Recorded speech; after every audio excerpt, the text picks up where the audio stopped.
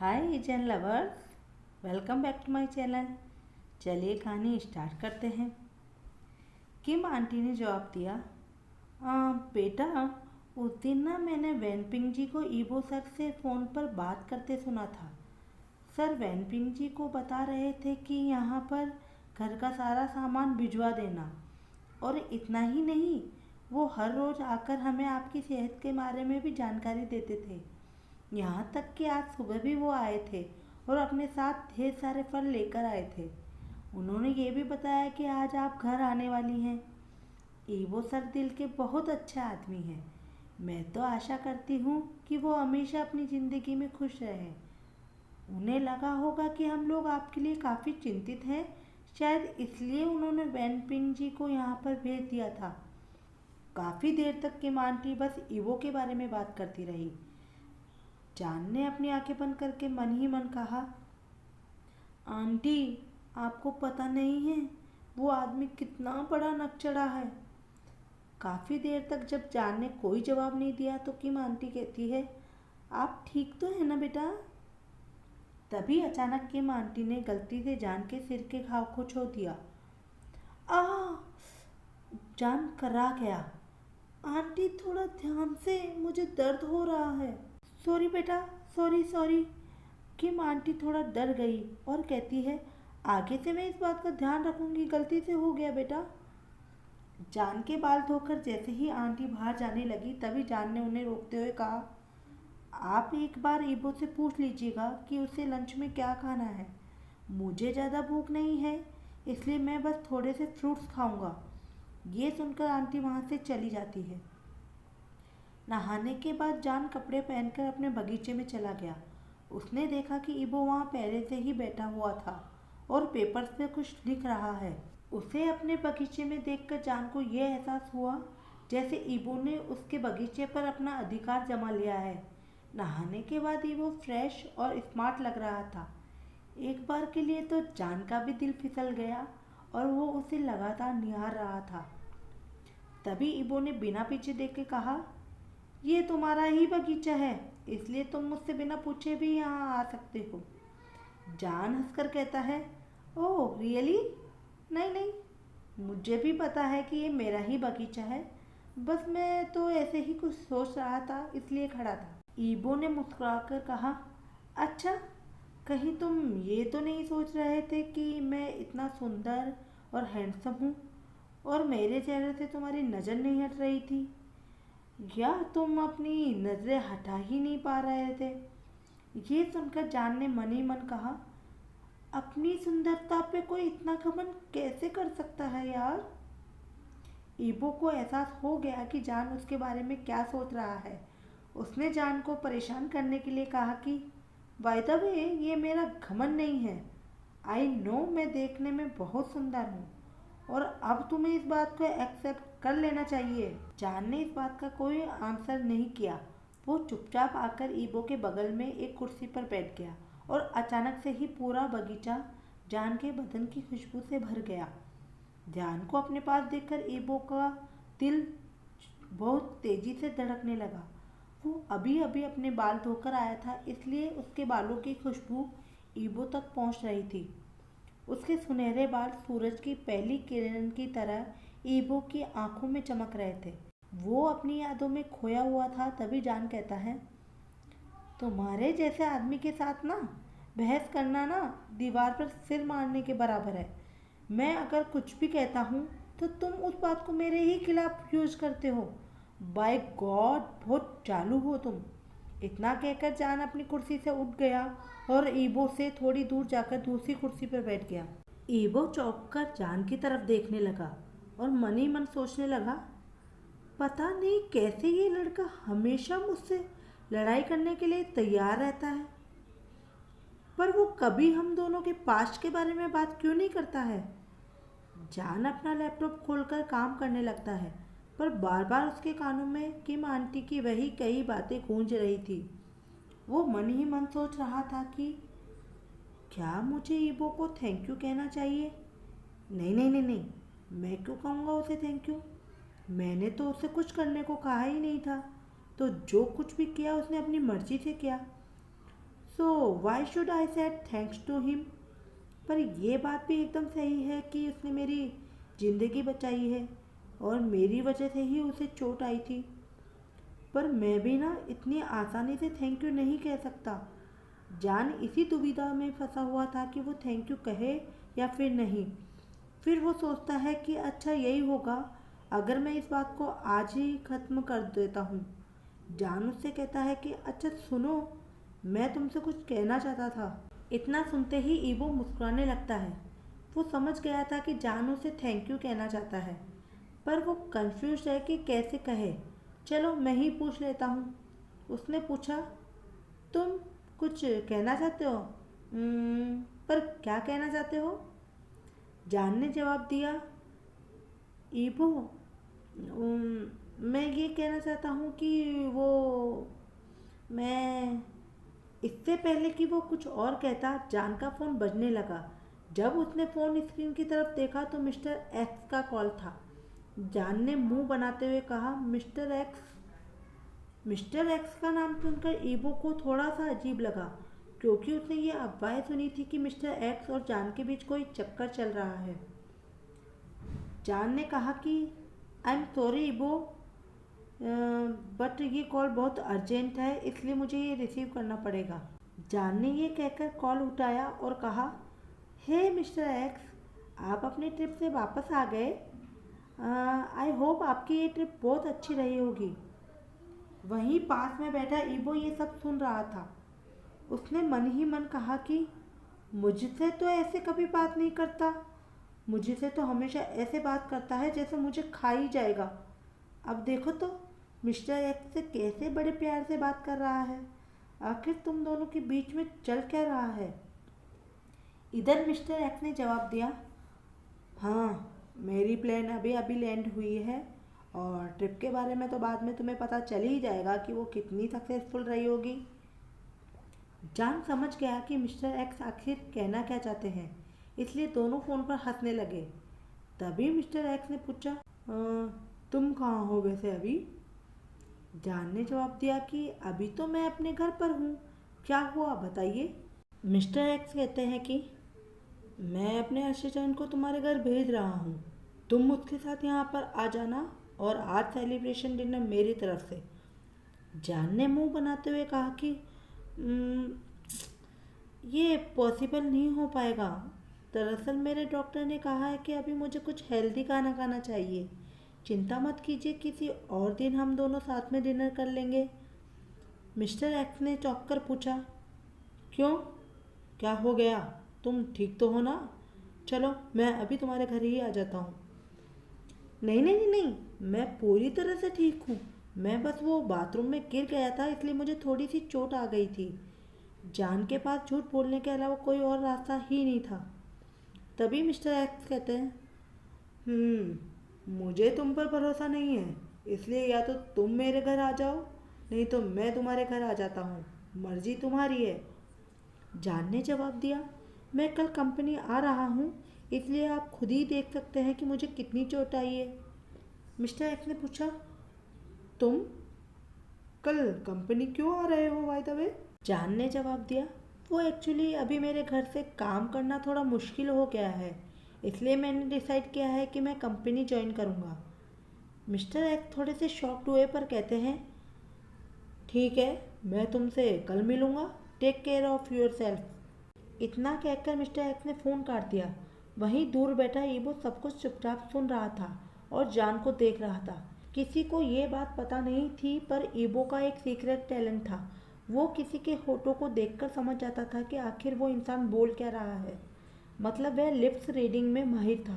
इसलिए ईबो समझ गया था कि जान उनसे कह क्या रहा था, पर उसे ये नहीं पता था कि दूसरी तरफ से मिस्टर एक्स क्या बोल रहे थे। वो मन ही मन गुस्सा हो रहा था। उसने वहीं पास में पड़े कुछ डॉक्यूमेंट्स अपने हाथ में लिए और जोर से उन्हें मोड़ने लगा, जैसे कि वो मिस्टर एक्स का गला दबा रहा हो। ये करते हुए वो लगातार जान को घूरे जा रहा था, उसकी तरफ लगातार देखे जा रहा था। जब ईबो ने देखा कि जान उसकी तरफ आ रहा है, तो वो अपने गुस्से पर कंट्रोल करने की पूरी कोशिश करने लगा। वो अपने गुस्से से जान को डराना नहीं चाहता था, जैसे ही जान वहाँ आया वो अपनी कुर्सी से उठ गया और वहीं पास में एक पेड़ को निहारने लगा। वो नहीं चाहता था कि जान उसके गुस्से को देखे। जान ने जब ईबो की तरफ देखा तो वो दूसरी तरफ मुंह करके खड़ा था। उसने पूछा, ईबो, मुझे भूख लग रही है, इसलिए अगर तुम्हें कोई प्रॉब्लम नहीं हो तो क्या मैं लंच पहले मंगा सकता हूँ? जान की तरफ बिना देखे ईबो कहता है, हाँ, मुझे क्या प्रॉब्लम होगी, मुझे कोई प्रॉब्लम नहीं है, तुम अपना लंच मंगवा सकते हो। तभी जान ने जावर्स से कहा, शिंग अंकल से कहो जावर्स कि वो हमारे लिए लंच लेकर आ जाए। जान फिर से अपने लैपटॉप पर काम करने लगा। तभी उसे एहसास हुआ कि ईबो बहुत समय से दूसरी तरफ मुंह करके खड़ा हुआ है। उसने उससे पूछा कि ईबो, सब कुछ ठीक है ना? तुम्हें अगर किसी चीज़ की ज़रूरत है तो मुझे बता सकते हो, या कोई बात है तो तुम मुझसे बात कर सकते हो। ईबो को समझ नहीं आ रहा था कि वो क्या जवाब दे। उसने जल्दबाजी में कहा कि नहीं, मैं अपने लिए ग्रीन टी बना रहा हूँ, क्या तुम्हें भी चाहिए? ये सुनकर जान चौंक गया और ईबो से पूछा, क्या तुम सच में मुझे चाय के लिए पूछ रहे हो? ईवो मजाक के मूड में नहीं था, इसलिए उसने कहा, सीधे सीधे कहो, चाहिए या फिर नहीं चाहिए। जान ने मजाक में कहा, हाँ, बिल्कुल चाहिए। अब जब इतनी बड़ी कंपनी के बॉस खुद चाय दे रहे हैं तो कौन स्टूपिड लेने के लिए मना करेगा?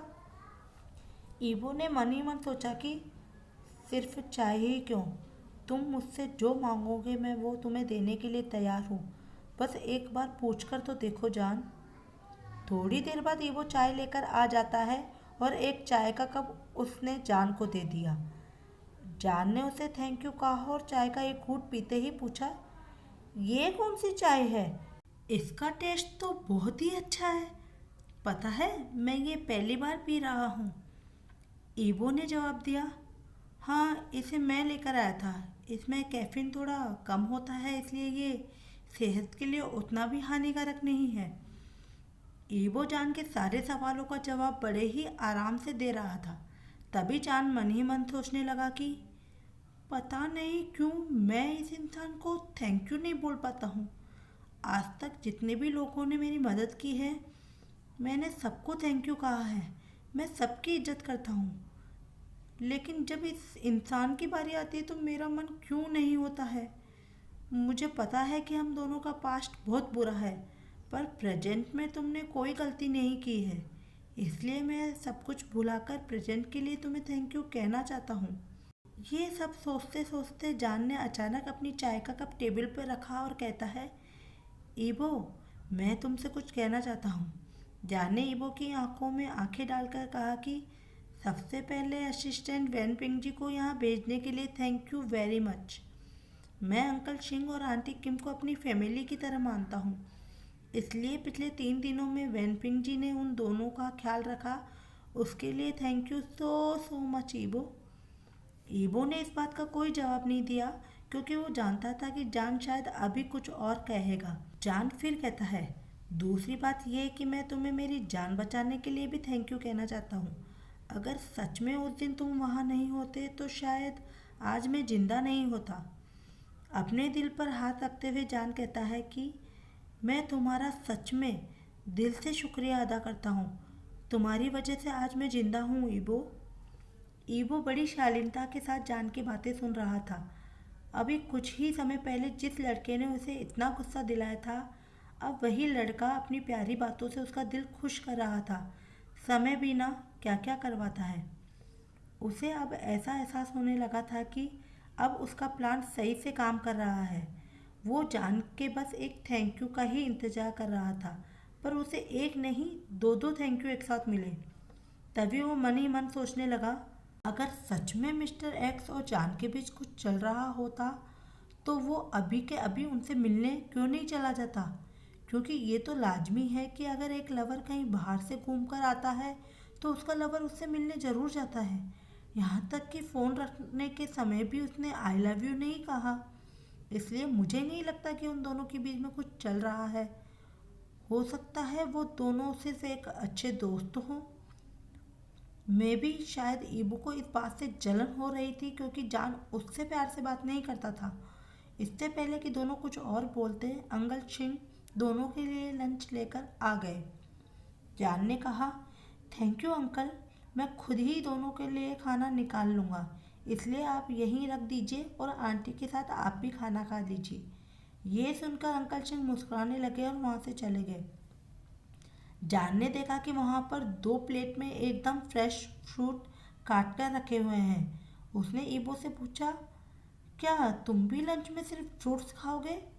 ईबो ने कहा कि हाँ, मेरा आज ज़्यादा खाना खाने का मन नहीं है। दोनों चुपचाप बैठकर अपना खाना खा रहे थे, पर जान का मन बेचैन हो रहा था। उसने ईबो को 2 बार थैंक यू बोला और जवाब में ईबो ने आखिर कुछ कहा क्यों नहीं, इसलिए जान से रहा नहीं जाता और वो पूछ ही लेता है, क्या तुम्हें कुछ नहीं कहना? ईबो ने बिना सोचे जवाब दिया, किस बारे में? ये सुनकर जान को फिर गुस्सा आ गया।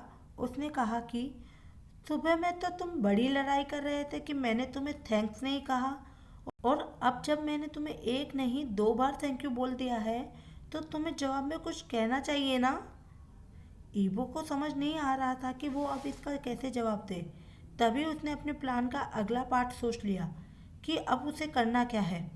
उसने कहा, अब मैं क्या ही कह सकता हूँ, तुम्हारी थैंक यू में कोई फीलिंग्स ही नहीं थी। मुझे तो बिल्कुल भी महसूस नहीं हुआ कि तुम मुझे थैंक यू बोल रहे हो। ये सुनकर जान का खून खोल गया। उसने मन ही मन कहा कि मुझे पता था कि तुम ऐसा ही कहोगे। ऐसे नकचढ़े आदमी से और मैं उम्मीद भी क्या कर सकता हूँ। जब इसे मौका मिलता है कुछ ना कुछ उल्टा ही बोलता है। मैं ही बेवकूफ़ था जो मैंने इसे थैंक यू बोलने का फैसला लिया। तुम्हें पता भी है कि बस एक थैंक यू बोलने के लिए मुझे कितनी हिम्मत जुटानी पड़ी थी। तुम्हारा क्या है, तुम्हारे मन में जो आए बोल देते हो, पर कभी सोचते भी हो कि मुझे कैसा लगता है। पर इस बार ना मैं ना तुम्हारे झांसे में नहीं आने वाला हूँ।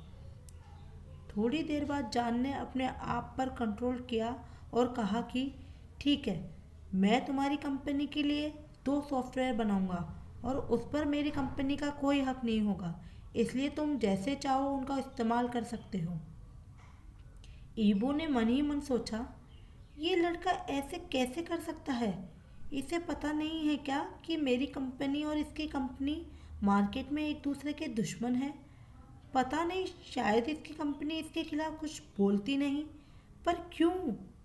कहीं इसके पीछे उसके मन में कुछ और तो नहीं चल रहा।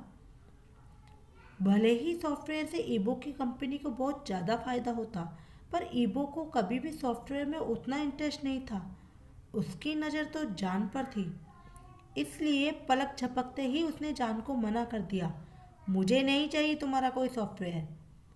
जान ने हैरानी से पूछा, क्यों? ईबो ने जवाब दिया, अभी तुम किसी और कंपनी के लिए काम करते हो, इसलिए मैं तुम्हारा सॉफ्टवेयर एक्सेप्ट नहीं कर सकता।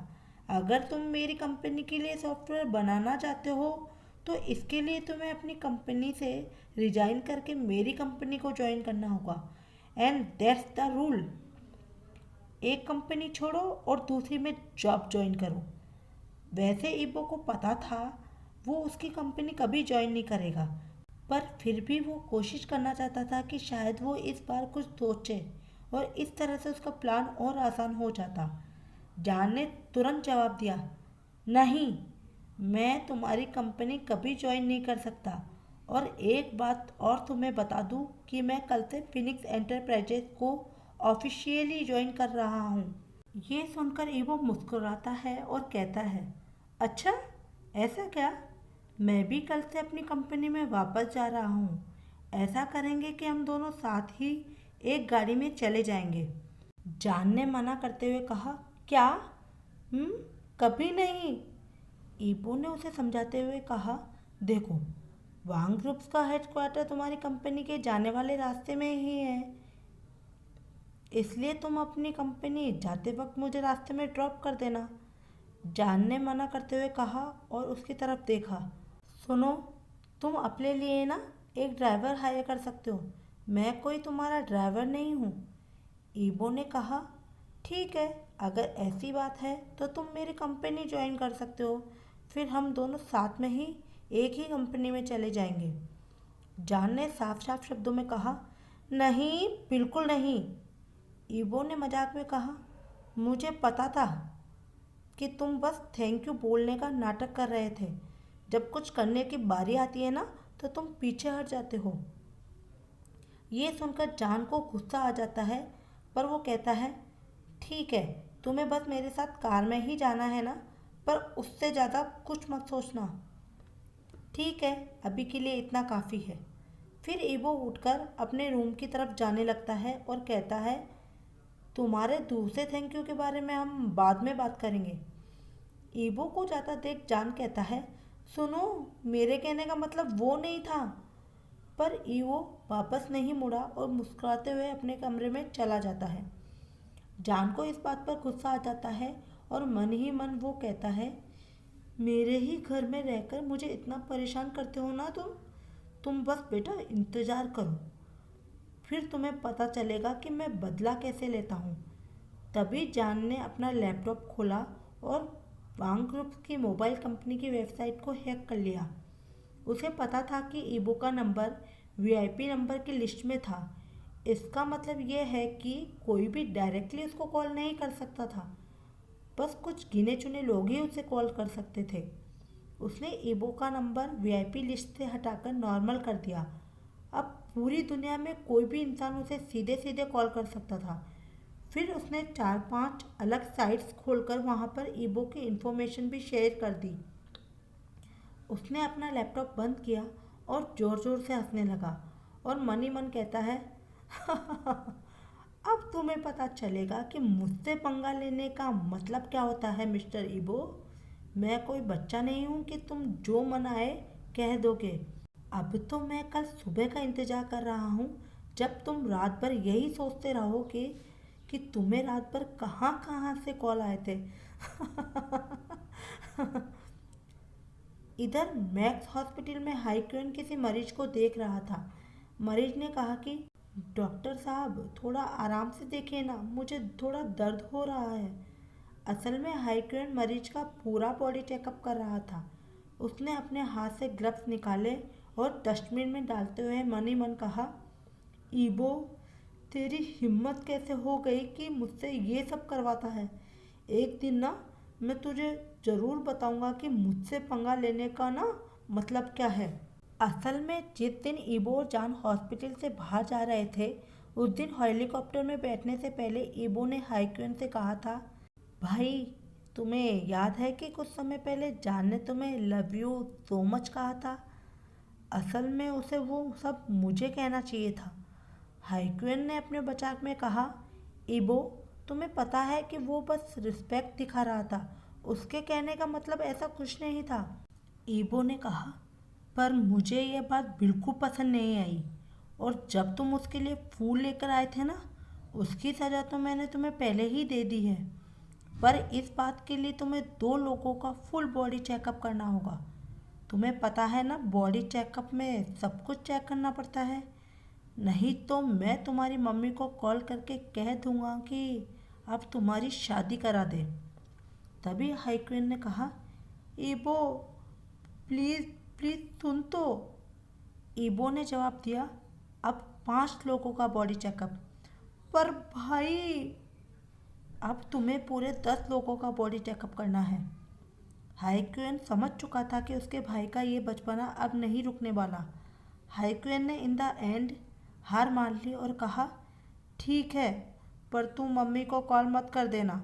लास्ट टाइम भी तूने कुछ ऐसा ही किया था और मुझे बहुत कुछ सुनने के लिए मिला था।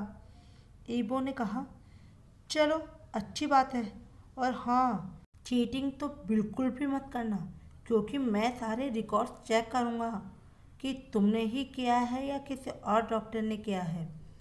ये सब सोचकर हाईक्वेन ने मन ही मन कहा, मैं इस बात का बदला ना तेरे से लेकर ही रहूँगा। तुम मुझे ही मेरे हॉस्पिटल में परेशान करते हो ना बेटा, देखना तुम। उस रात डिनर के समय ईबो इंतजार कर रहा था कि जान कुछ कहेगा, पर उसने कुछ नहीं कहा। खाना खत्म करने के बाद जैसे ही वो अपने कमरे की तरफ जाने वाला था, ईबो ने अपनी जेब से दवाई निकाली और उसे रोकते हुए कहा, ये दवाई तुम्हारे लिए है।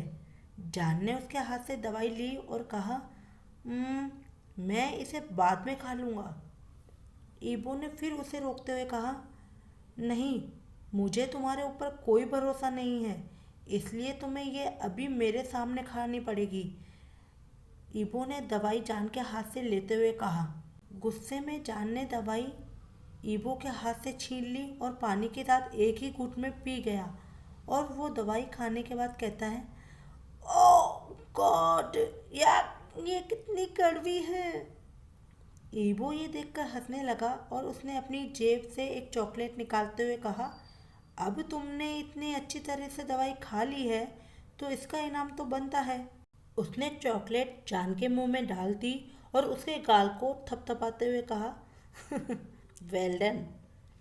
जान ने मन ही मन कहा, "ठीक है, अभी तुम्हें जो करना है ना कर लो, अभी तो पूरी रात बाकी है, उसके बाद तुम्हें पता चलेगा कि मैंने क्या किया है।" हम्म।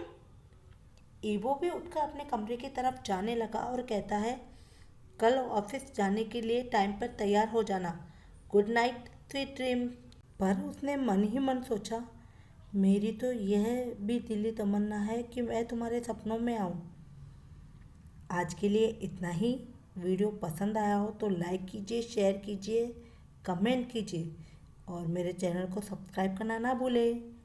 Love you all. और दोस्तों, आपके प्यार के लिए बहुत बहुत धन्यवाद और अपना प्यार इसी तरह से बनाए रखिएगा। Take care. सारंगे।